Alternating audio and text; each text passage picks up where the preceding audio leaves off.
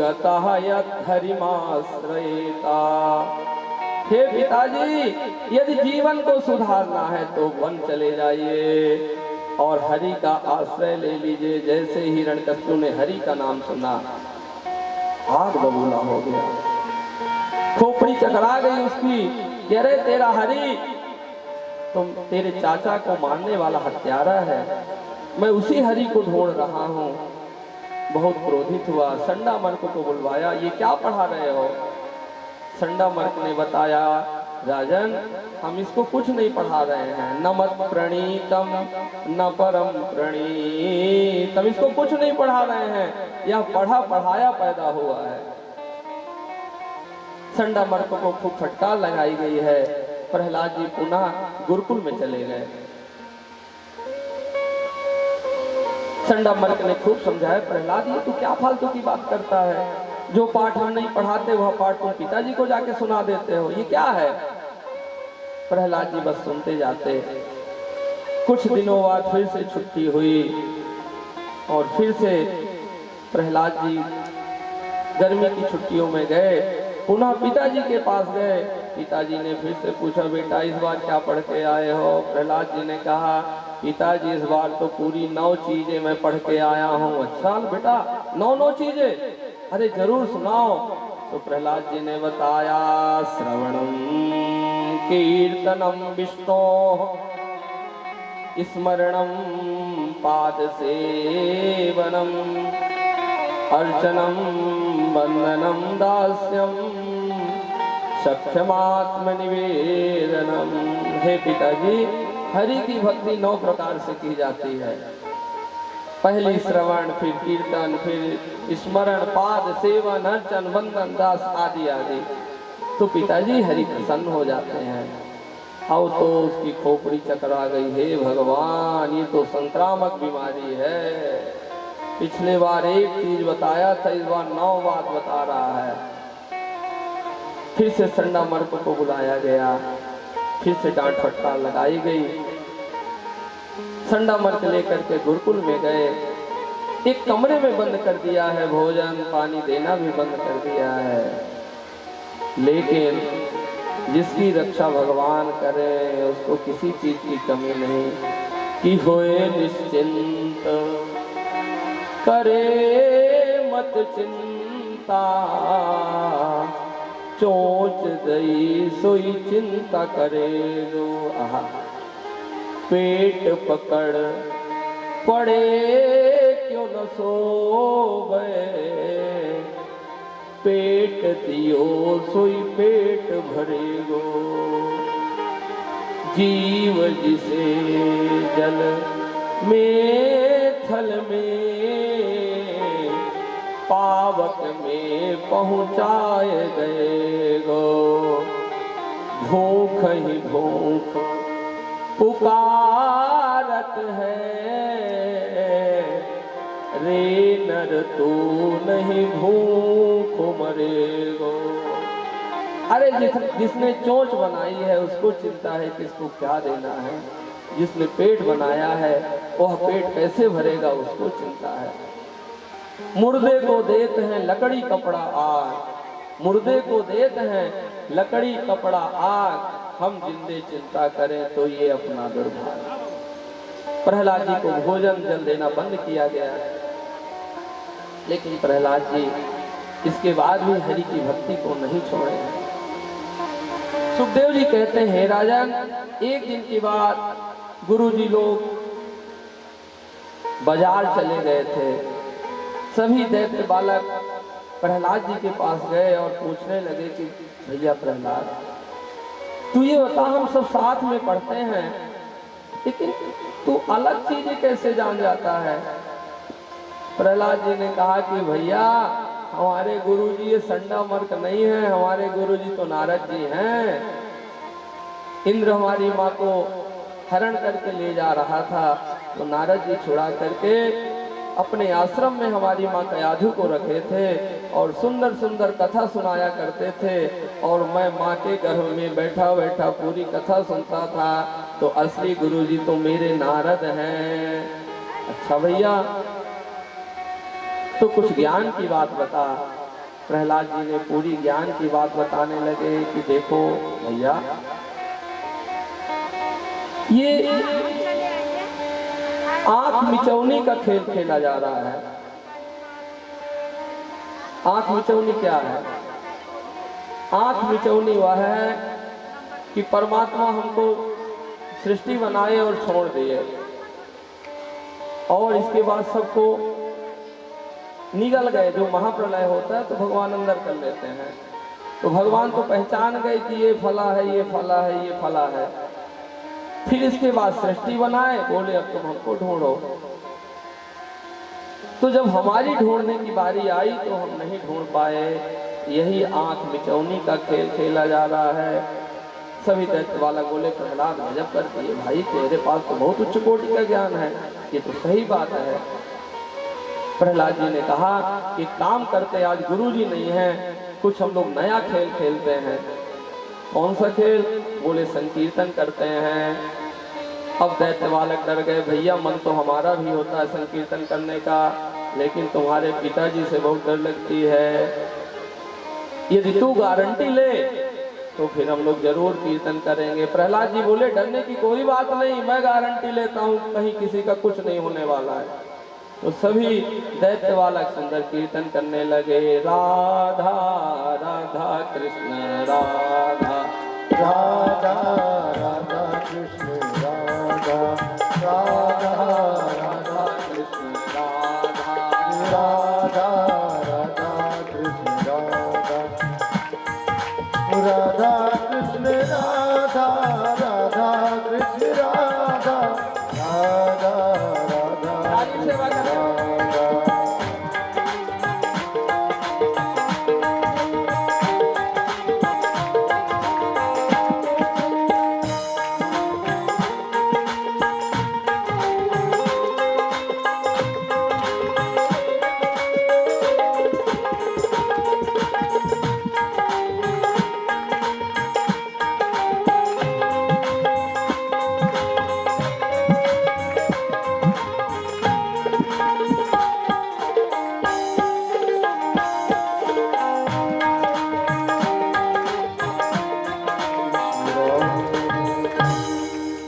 अब सब दैत्य बालक प्रहलाद जी के साथ मिल करके संकीर्तन कर रहे थे।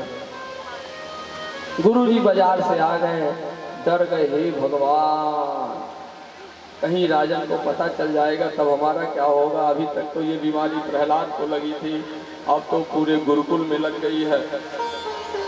दौड़े दौड़े गए हैं और हिरण्यकश्यप को बताया कि राजन ये आपका बेटा प्रहलाद पूरे गुरुकुल को बर्बाद किए दे रहा है। सभी दैत्य बालक हरि की भक्ति करने लगे। दौड़ा दौड़ा हिरण्यकश्यप तलवार लेकर के आया है और देखा कि सुंदर संकीर्तन चल रहा था, तो हिरण्यकश्यप भी भूल गया है। वो अभी करने लगा, गोविंद मेरो है, गोपाल मेरो है, गोविंद मेरो है, गोपाल मेरो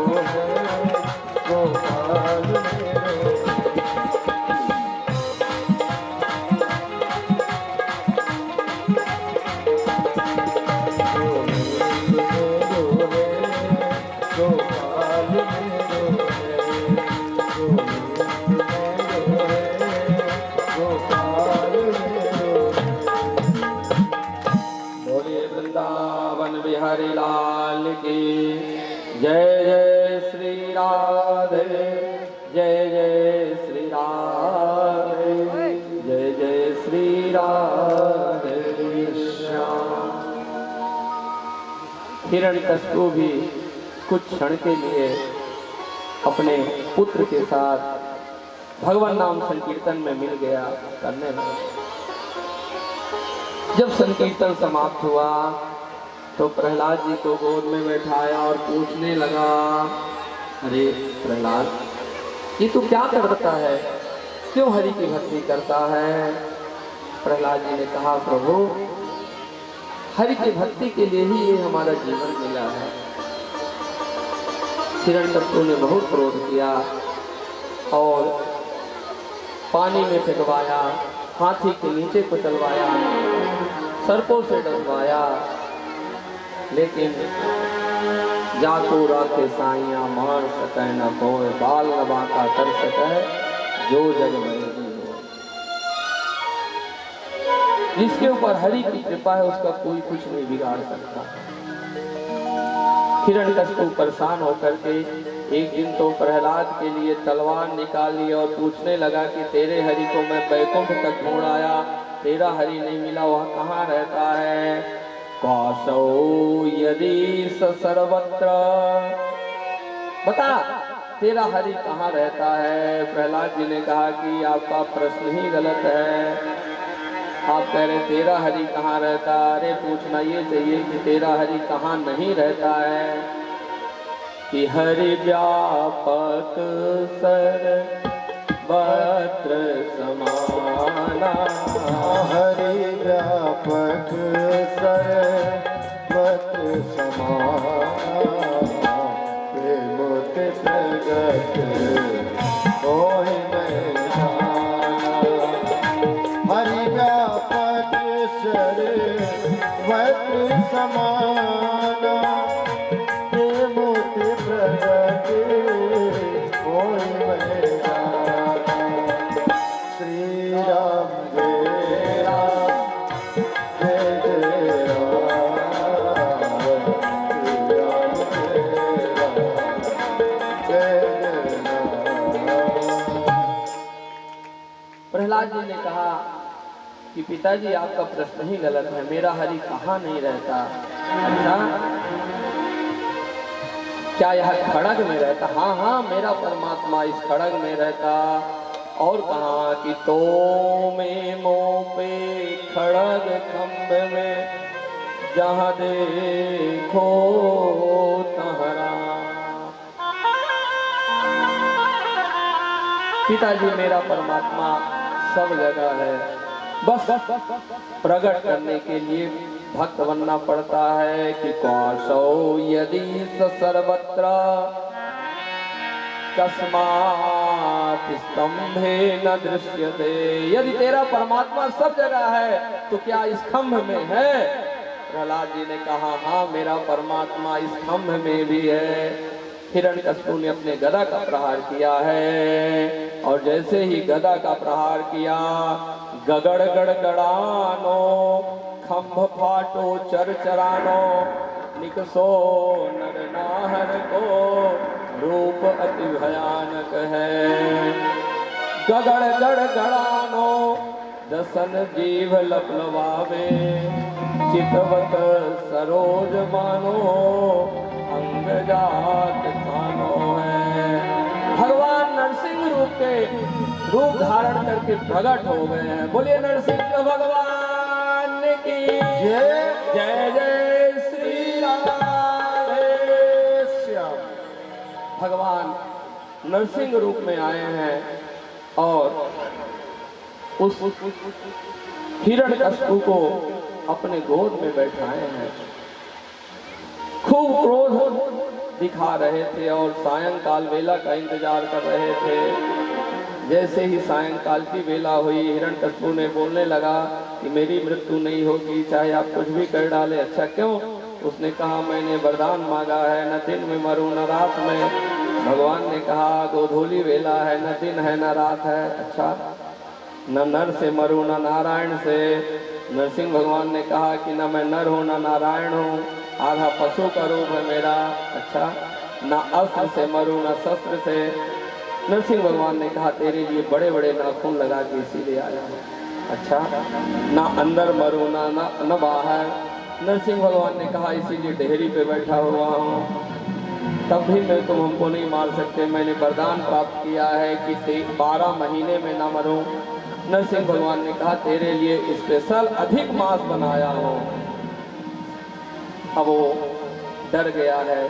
नरसिंह भगवान अपने नाखूनों से उसके पेट की आंतों को निकाले हैं और माला पहन लिए हैं। बोलिए नरसिंह भगवान की जय हो। हिरण्यकश्यप का वध हुआ है। अब तो नरसिंह भगवान का गुस्सा बहुत अधिक था। सभी देवी देवता डर रहे थे कि कौन जाए, कोई नहीं जा रहा था। दौड़े दौड़े लक्ष्मी मैया के पास गए। हे लक्ष्मी मैया, आप अपने पति देव को संभालें। अब सुंदर लक्ष्मी मैया पूजन की थाल लेकर के छम छम छम करते हुए अपने पतिदेव के पास पहुंची और वो तो बब्बर शेर बन के बैठे थे। डर गई, हे भगवान, अभी तक तो हमको पता था कि शांताकारं भुजगशयनं पद्मनाभं सुरेशम, हमें तो पता था कि इनका शांताकार रूप है, लेकिन ये तो बब्बर शेर बने हुए हैं। थाली छोड़ के चली गई। अब कोई नहीं जा पा रहा था नरसिंह भगवान के क्रोध को समाप्त करने के लिए। तब सभी देवता प्रहलाद जी के पास गए और प्रहलाद जी से निवेदन करने लगे कि हे प्रहलाद, तुम ही रक्षा करो। ब्रह्मा दया सुरगणा मुनयोथ सिद्धा सत्वै कतानवतयो वचसाम प्रवाहे। सभी देवी देवता गए हैं, क्रोध शांत नहीं हुआ। अंत में जब प्रहलाद जी गए हैं कि स्वपाद मूले पतितम तमरभटम विलोक्य देवः कृपया परिप्लुतः। प्रहलाद जी गए हैं और नरसिंह भगवान की गोद में बैठ गए हैं। एक भी डर नहीं लग रही है। नरसिंह भगवान अपने जीवा से प्रहलाद जी को चाट रहे थे। जैसे गैया बछड़े को जन्म देती है, उसी प्रकार से गैया और मैया नरसिंह भगवान दोनों एक साथ बने हुए हैं, गोद में बैठाए हैं और प्रहलाद जी को चाट रहे हैं। हिरण्यकश्यप के आंतों की माला क्यों धारण किए हैं? इसीलिए धारण किए कि जिन आंतों के द्वारा भक्त प्रहलाद जैसे भक्त की उत्पत्ति हुई है, कहीं ऐसा तो नहीं था कि और भक्त प्रहलाद जैसे उसके आंत के अंदर रहे हों। इसीलिए आंतों की माला धारण की है। नरसिंह भगवान ने कहा प्रहलाद वरदान मांगो, क्या चाहिए? प्रहलाद जी ने कहा कि प्रभु, यदि आप देना चाहते हैं तो आप मुझको ऐसा वरदान दीजिए कि यद आशीष आशास्ते न सभक्तो सवै बड़िका। प्रभु, यदि मैं आपसे कुछ मांग लूंगा तो ये सब बड़ी लोग किया करते, व्यापारी लोग करते हैं, इसलिए हमको कुछ नहीं चाहिए और देना चाहते हैं। यदि राशि में कामान वरास्तम वरदर सभा, यही वरदान दीजिए कि हमारे हृदय में कभी किसी भी प्रकार की कामना ही उत्पन्न ना हो, बस यही चाहिए। भगवान ने कहा तो देंगे, लेकिन और कुछ मांग ले तो धन्य है प्रहलाद जी। प्रहलाद जी ने कहा कि हे भगवान, इसी सिंहासन पर बैठकर हमारे पिताजी आपको बहुत गाली दिया करते थे, तो बस मैं आपसे यही मांगना चाहता हूँ कि हमारे पिता की दुर्गति ना हो, हमारे पिताजी नरकगामी ना हो, उनको सदगति प्रदान करें। भगवान ने कहा त्रिसप्तभि पिता पूतो पितृभ्यः सहते नघा। हे प्रहलाद, जिस कुल में तेरे जैसे पुत्र का जन्म हो जाता है वह 21 पीढ़ियों को तार दिया करता है, पवित्र कर देता है। अब तुम्हारे पिता की दुर्गति नहीं होगी, सदगति होगी।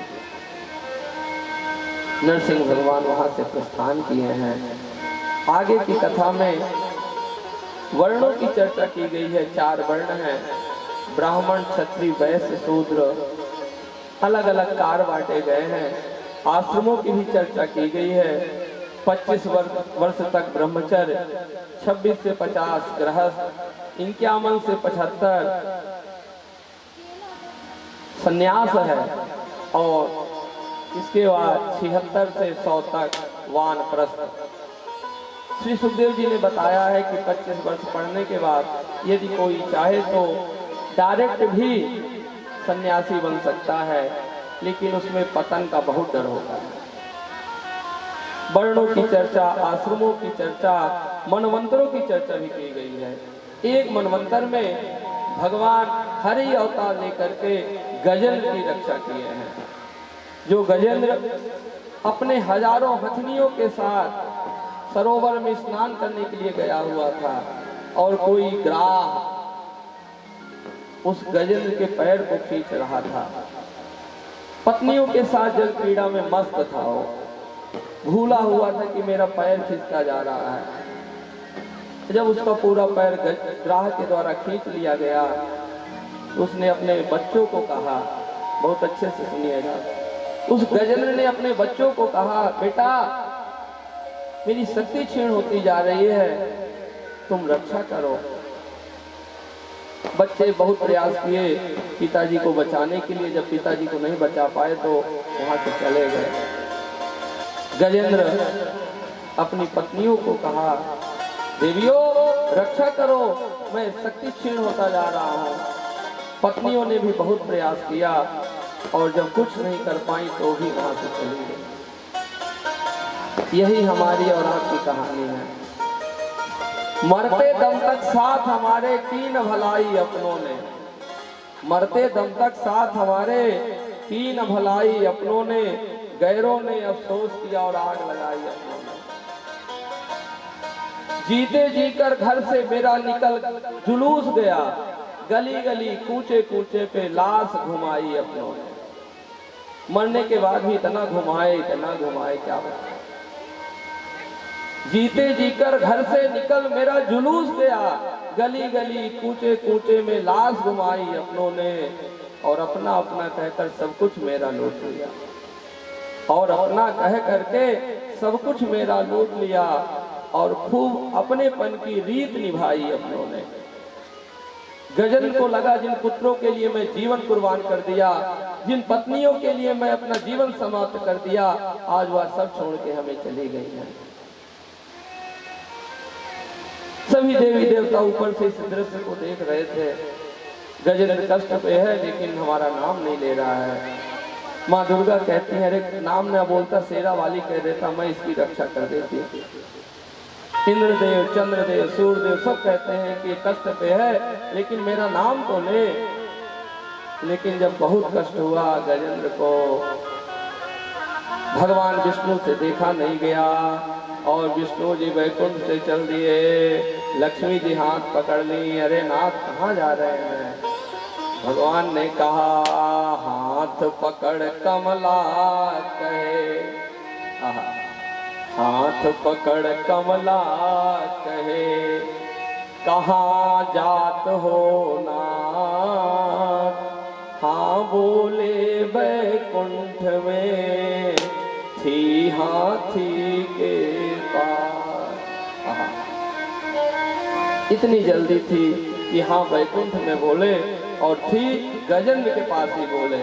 और गजेंद्र भी गजब का, जैसे ही देखा कि भगवान नारायण रक्षा करने के लिए आ रहे हैं, तो सरोवर से कमल तोड़ के भगवान की ओर प्रेषित कर दिया।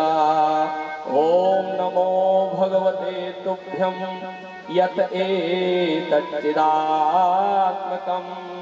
पुरुषाय बीजाय परेशाय विधीमहि।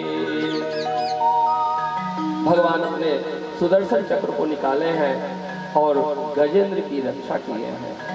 उद्धार गजेंद्र और ग्राह का दोनों का हो गया है। श्री सुखदेव जी ने बताया कि ये जो ग्राह था, ये हुहु नाम का गंधर्व था। कुछ गंधर्व हैं जो भगवान की सभा में हंसने हंसाने का काम करते हैं। तो हाहा हो नाम के गंधर्व थे।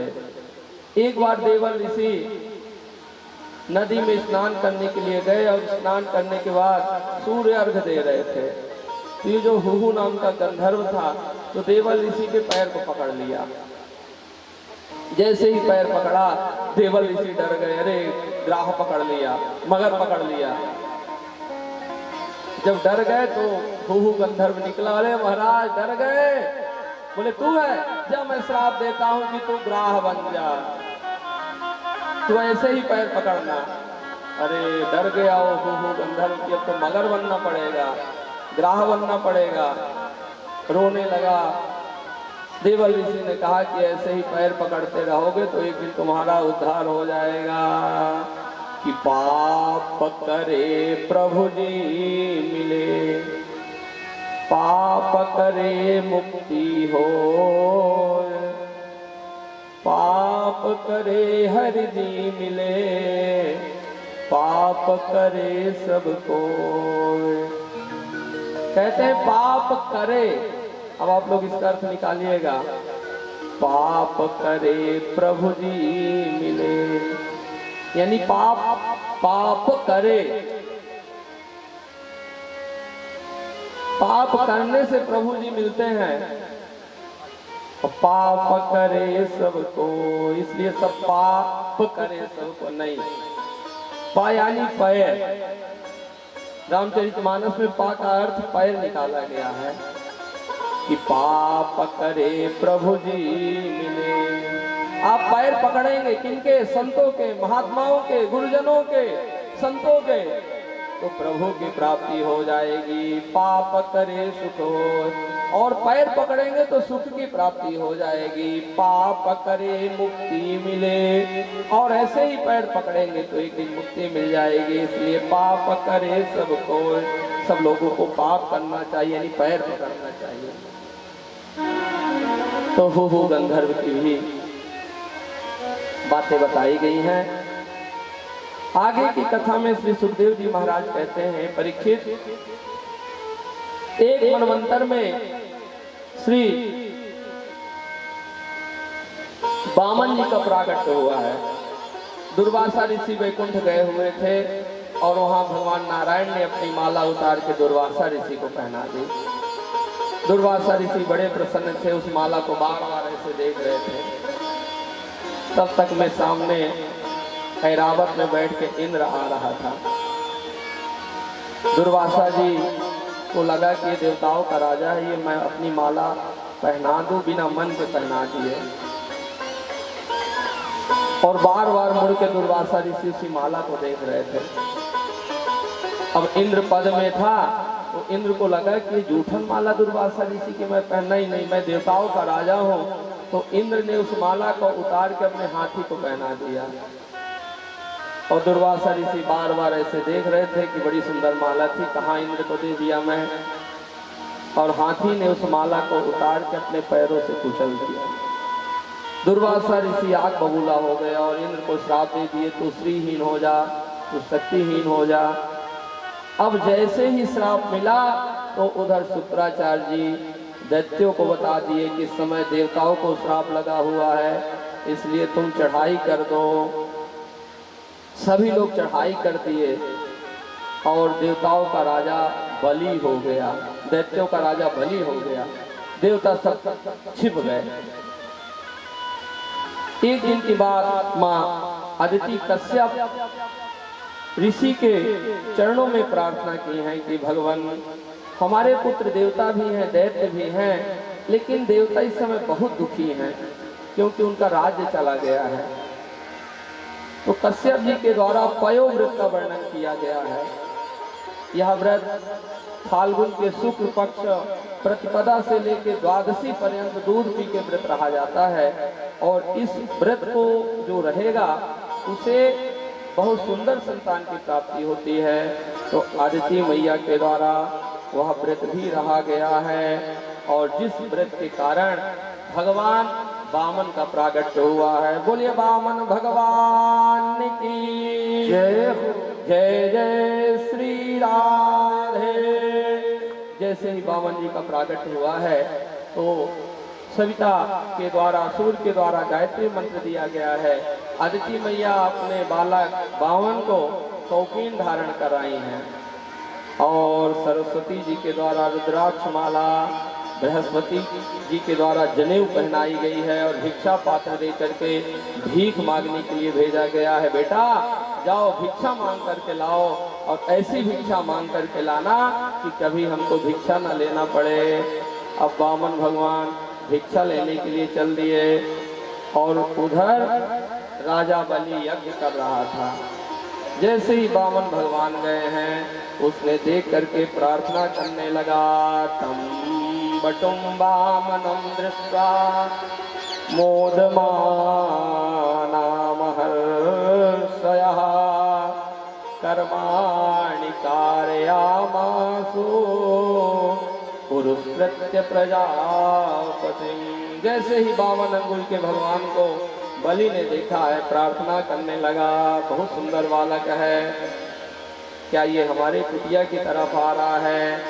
और वामन भगवान धीरे धीरे चल रहे थे कि स्वागतम ते नमस्तोभ्यम ब्रह्मण किम करवाम ते ब्रह्मर्षीणाम तपः साक्षात्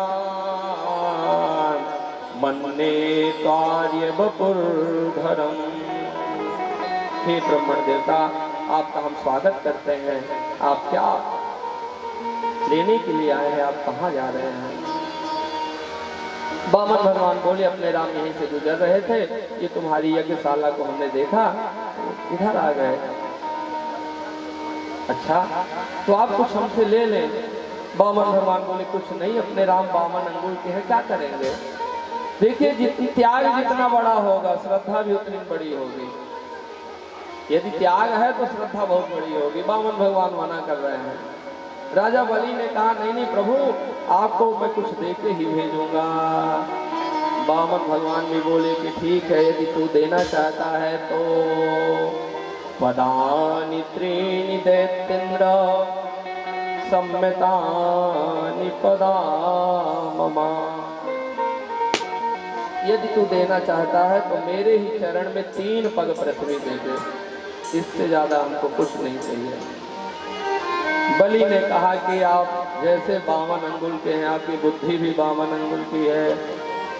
अरे इतने बड़े दानी के पास खड़े हैं, कम से कम 10 पग पृथ्वी मांगते तो एक कमरा आपका बन जाता, लेकिन 3 पग में आप क्या करेंगे? अब जैसे ही शुक्राचार्य जी अंदर यज्ञ कार्य में लगे थे, उनको पता चला, दौड़े दौड़े आए। शुक्राचार्य जी ने समझाया कि हे राजा बलि, इसको दान मत कर, ये नारायण अब बौना बन के आया हुआ है और तेरे को छल लेगा।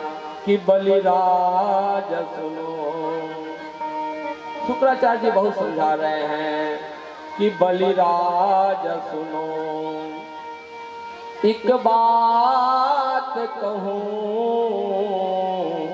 यह वेदन को पारायण है। वेद इसकी उपासना करते हैं।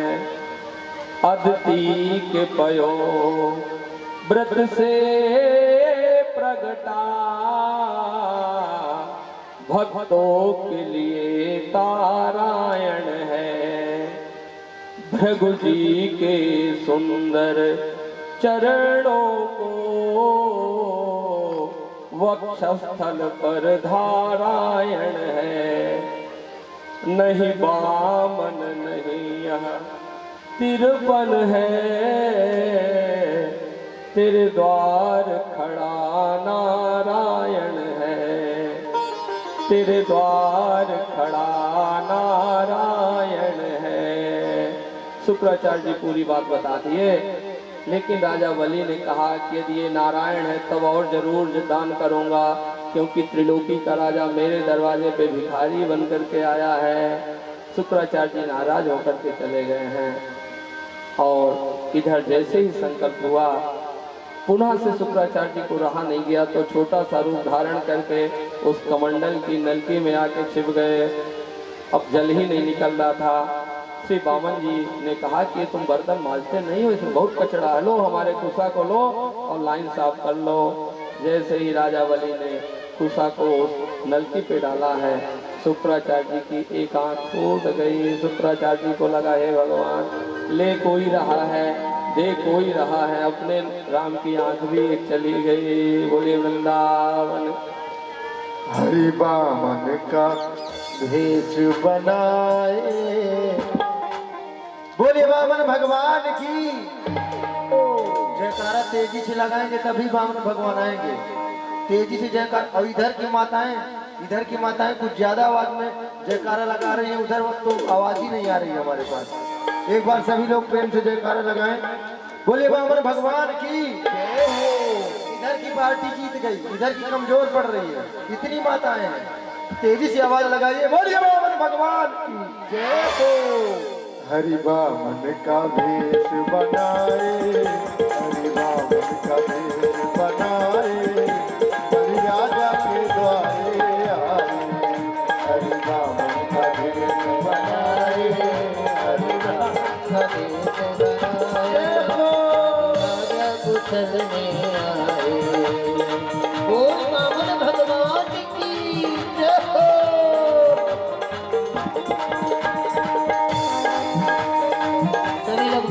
तालियों से सुंदर सेवा करते हुए बोल वामन भगवान की जय हो।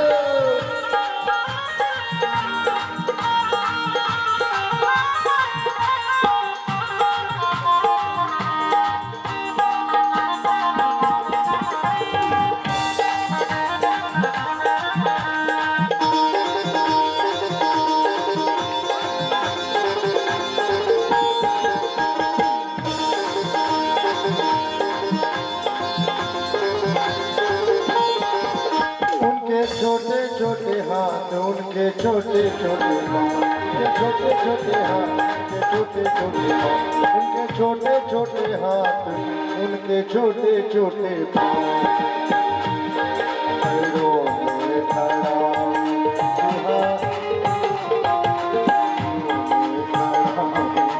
सुहाए, बलि राजा की द्वारी जय हो।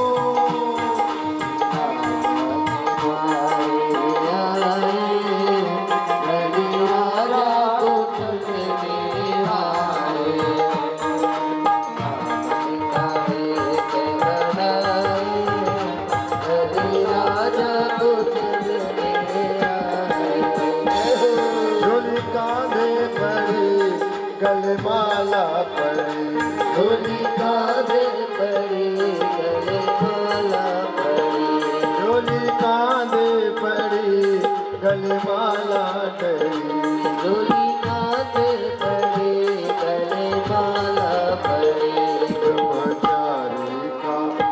ब्रह्मचारी का वेश बनाए, बलि राजा को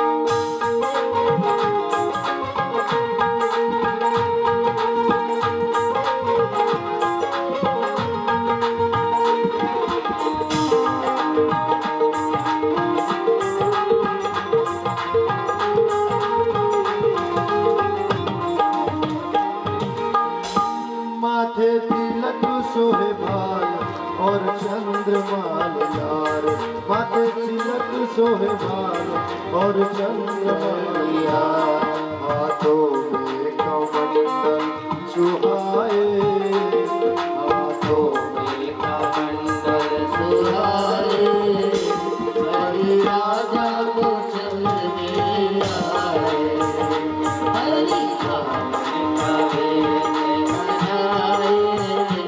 हरि राजा को चलने आए।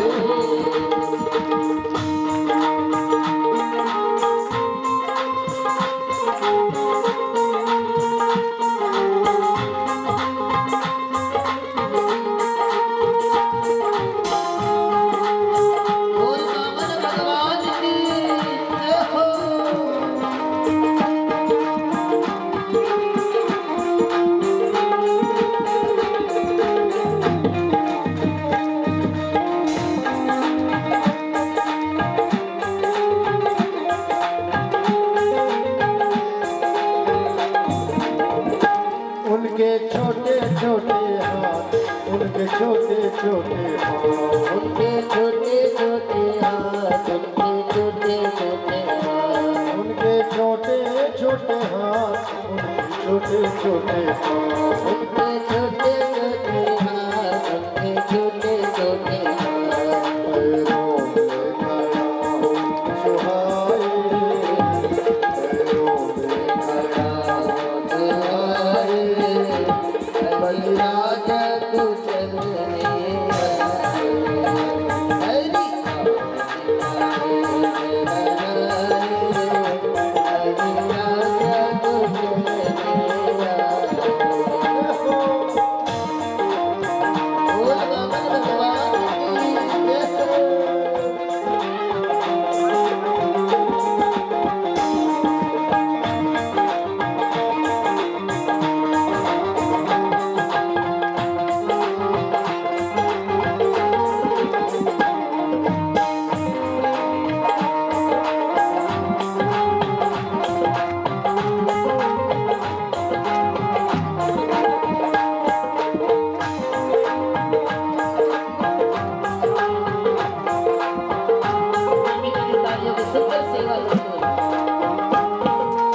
भोले बाके बिहारी लाल की बामन भगवान अपने स्थान को ग्रहण करें और हमारे जो यजमान बंधु हैं राठौर परिवार के सभी सदस्य बामन भगवान का पूजन करें, माता जी पूजन करें और आगे की कथा प्रसंग में आप बढ़ते चलें। परम आदरणीय व्यास शिरोमणि के द्वारा आप सुंदर कथा करते जा रहे हैं, तो कथा का आनंद भी लेते रहें। जय श्री राम।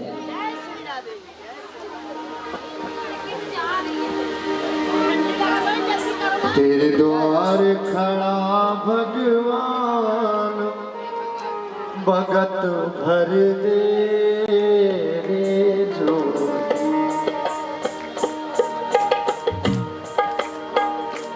तेरा होगा बड़ा एहसान कि जुग जुग रहेगी तेरी शान, भगत भर दे रे झोली। भगत भर दे रे झोली, भगत भर दे रे झोली। तेरे द्वार खड़ा भगवान, भगत भर दे रे झोली। भगत भर दे रे झोली, भगत भर दे रे झोली। तेरा होगा बड़ा एहसान, तेरा होगा बड़ा एहसान कि जुग जुग रहेगी तेरी शान, भगत भर दे रे झोली। भगत भर दे रे झोली। ये हो बोल बामन भगवान की।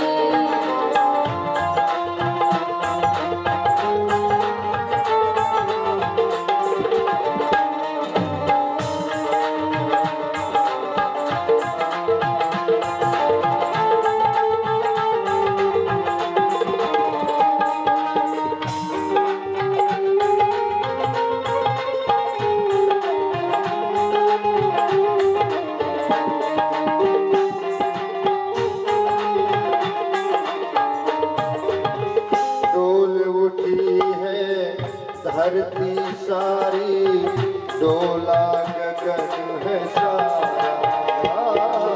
डोल हुई है सारी धरती, डोल उठा है सारा। भीख मांगने तेरे घर आया, भीख मांगने तेरे घर आया, जगत का पालनहारा, जगत का पालनहारा। मैं आज तेरा मेहमान, मैं आज तेरा मेहमान, तू कर ले मुझसे जरा पहचान, भगत भर दे रे झोली। भगत भर दे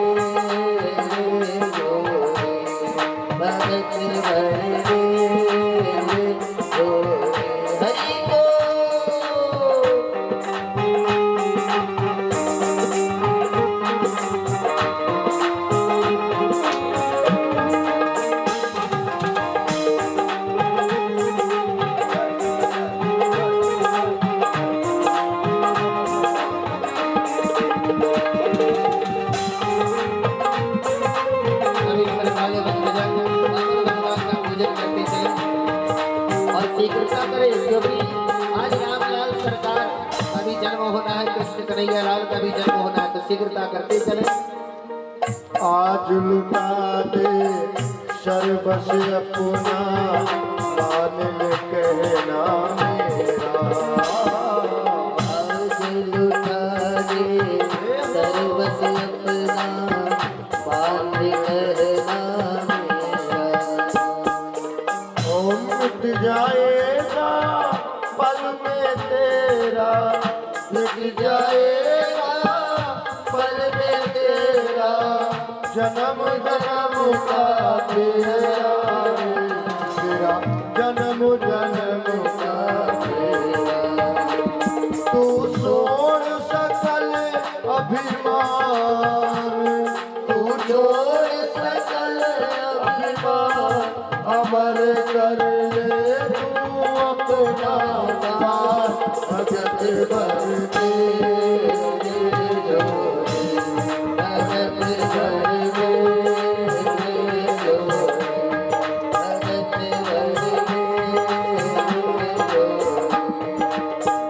जो माताएं बैठी हैं, थोड़ा थोड़ा आप लोग आगे आ जाएं, पीछे भी लोग बैठते जाएंगे, सभी लोग थोड़ा थोड़ा आगे आ जाएं। माताओं से निवेदन है, अगर हमारी आवाज सुन रहे हैं, सभी लोग आगे आकर बैठे, पीछे की जगह बनाकर रखें। थोड़ा थोड़ा जगह आप लोग बनाते जाएं। आपस में थोड़ा सा एडजस्ट कर लें।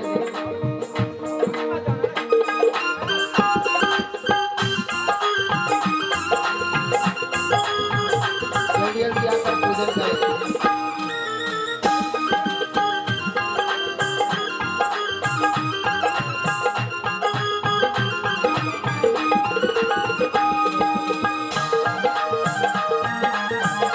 सभी लोग मीठी मीठी तालियों से सेवा करते हुए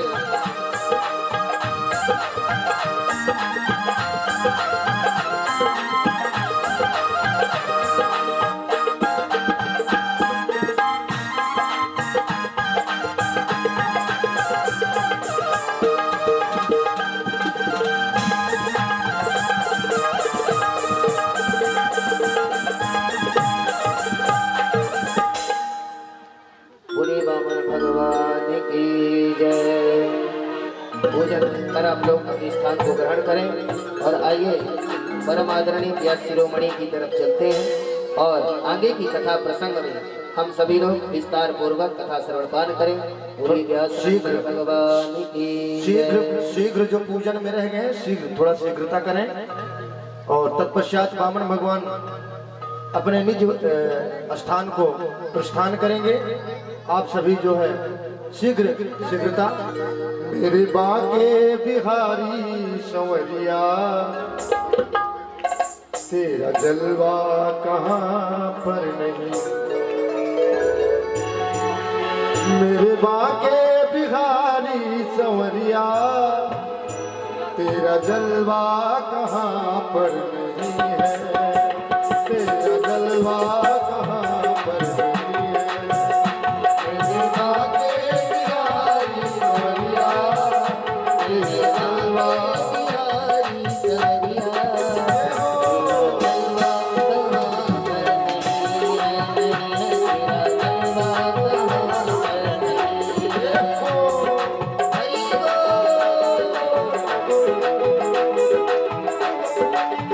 Oh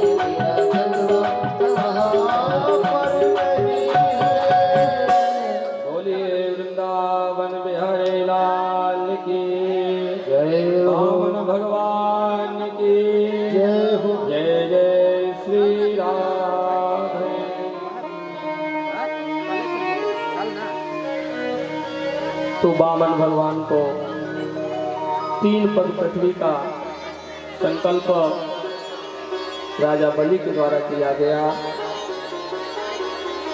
वामन भगवान के द्वारा विराट रूप दिखा करके एक चरण से नीचे के लोक को और एक चरण से ऊपर के लोकों को नाप लिया गया। वामन भगवान ने कहा, बलि बता तीसरा पग मैं कहाँ रखूं?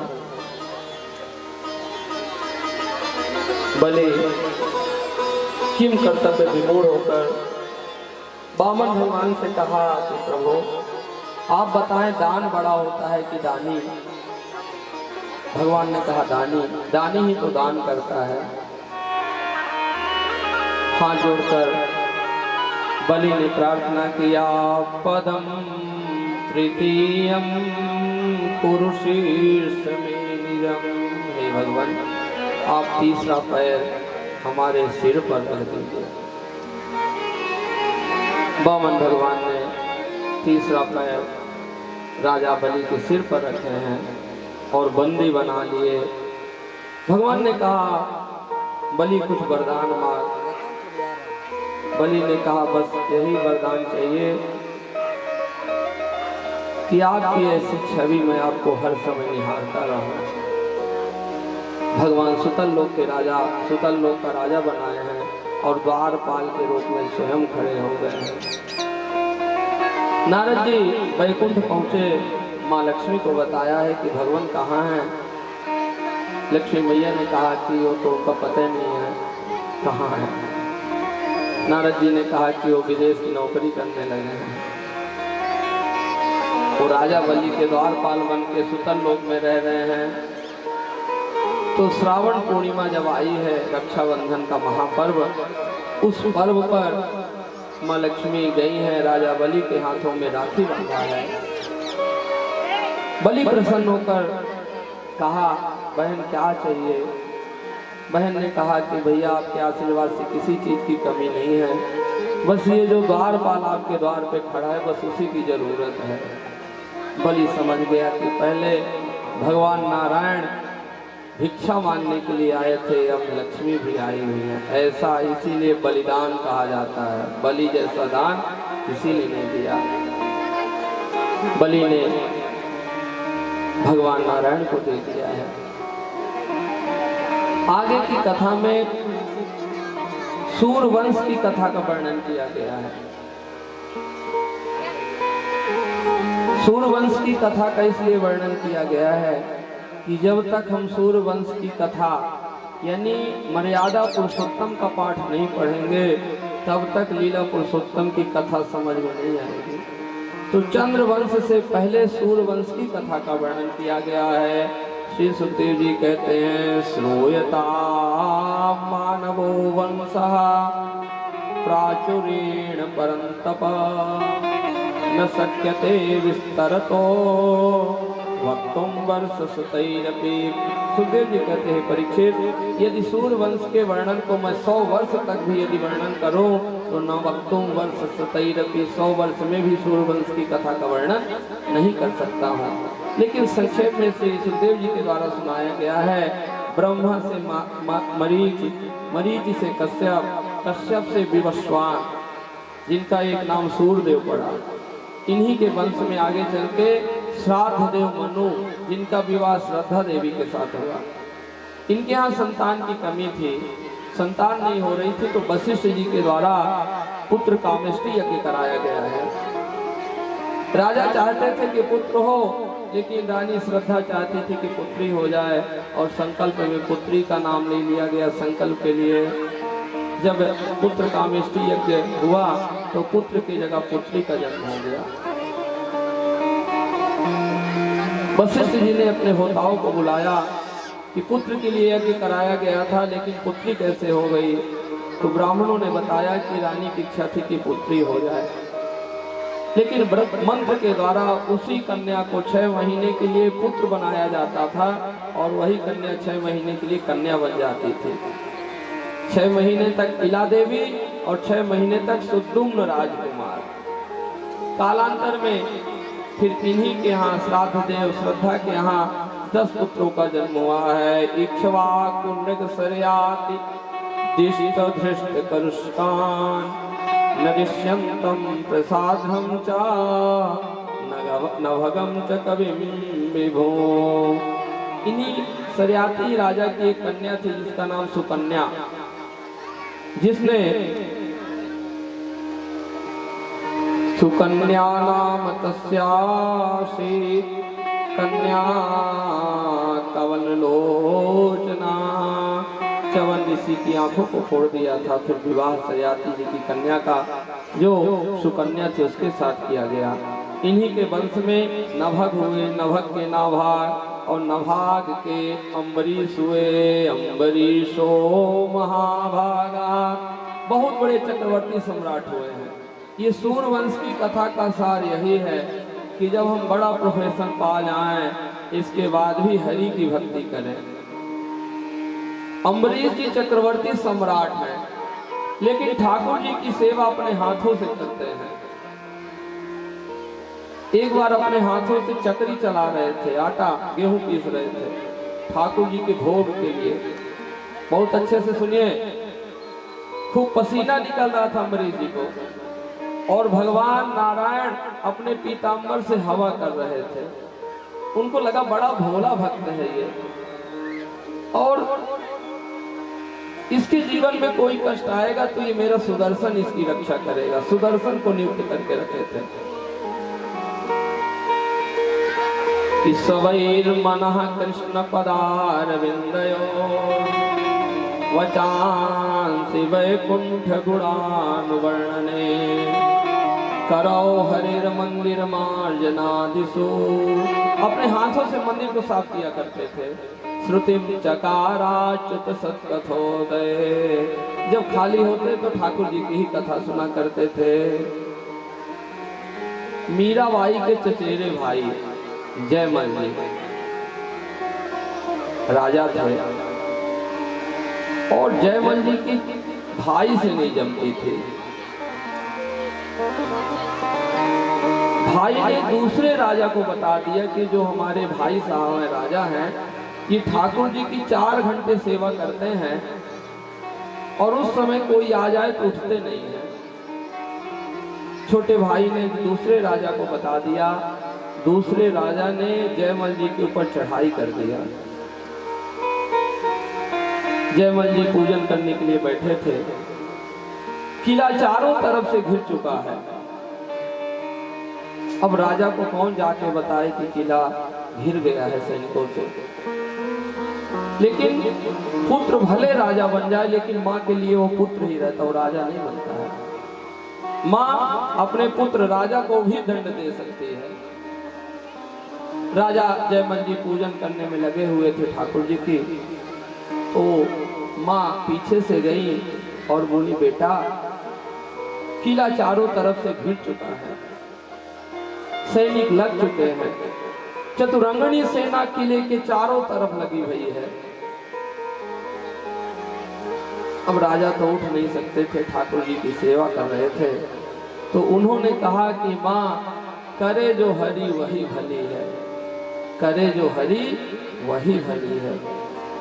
जो ठाकुर जी निश्चित किए होंगे वही होगा। और वो पूजन करने में लगे हुए थे। तब तक क्या देखे, पूजन हुई और बाहर उठ के देखे कि पूरे सैनिक मरे पड़े हुए थे बाहर। अस्तबल पर गए तो देखे कि घोड़ा बड़ी लंबी लंबी सांसें ले रहा था। सैनिक बेहोश पड़े हैं। राजा जयमल को बड़ा आश्चर्य हुआ कि क्या हुआ भाई। तो एक अर्धमूर्छा अवस्था में एक सैनिक पड़ा था। तो राजा ने पूछा कि भैया ये सब कौन क्या कर दिया। तो सैनिक ने कहा कि एक घोड़े पे बैठा सांवला सा बालक आया और अपनी तिरछी चितवन से हम लोग को घायल कर दिया। उसकी चितवन को देख करके हम सब इकट्ठे बेहोश हो गए, सब मर गए। जयमल जी समझ गए कि कोई नहीं है, हमारे रघुनाथ जी हैं। वही सब सैनिकों को बेहोश कर दिए हैं। कहने का आशय यह कि यदि हमारा समर्पण जितना तगड़ा होगा, भगवान रक्षा भी उसी प्रकार से करेंगे। अम्बरीश जी चक्रवर्ती सम्राट हैं और उनकी रक्षा भगवान नारायण स्वयं करते हैं। तो अम्बरीश जी की भी कृत्या नाम की राक्षसी से रक्षा की गई है। आगे इन्हीं के वंश में राजा युवनाश हुए हैं, उनके मानधाता हुए हैं और मानधाता के बाद प्रिव्रत हुए हैं, त्रिशंकु हुए हैं, हरिश्चंद्र हुए हैं इन्हीं के वंश में, रोहित हुए हैं, अंशुमान हुए, आदि आदि राजा हुए हैं।